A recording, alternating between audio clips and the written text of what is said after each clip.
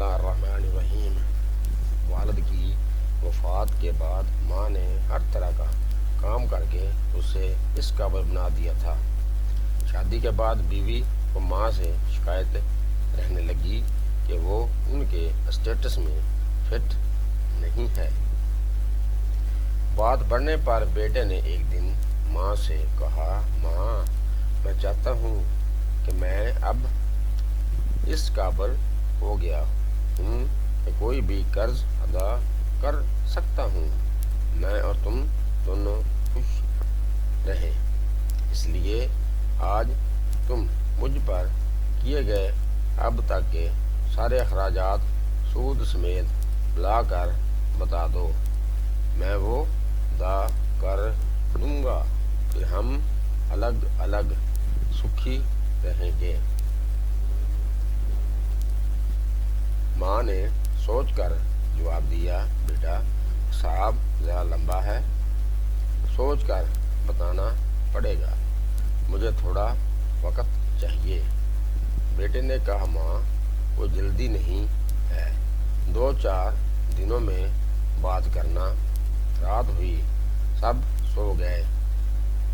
ماں نے ایک لوٹے میں پانی لیا اور بیٹے کے کمرے میں آئی۔ بیٹا جہاں سو رہا تھا اس کے ایک طرف پانی ڈال دیا، بیٹے نے کروٹ لے لی، ماں نے دوسری طرف بھی پانی ڈال دیا، بیٹے نے جس طرف بھی کروٹ لی ماں اسی طرف پانی ڈالتی رہی۔ تو پریشان ہو کر بیٹا اٹھ کر چلا کر بولا کہ ماں یہ کیا ہے، میرے بستر کو پانی پانی کیوں کر ڈالا؟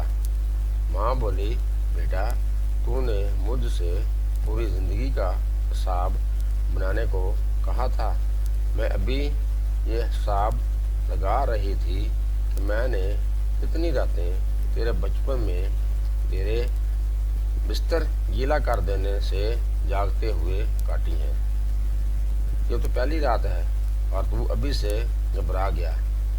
ماں نے تو ابھی حساب شروع بھی نہیں کیا ہے جسے تو ادا کر پائے۔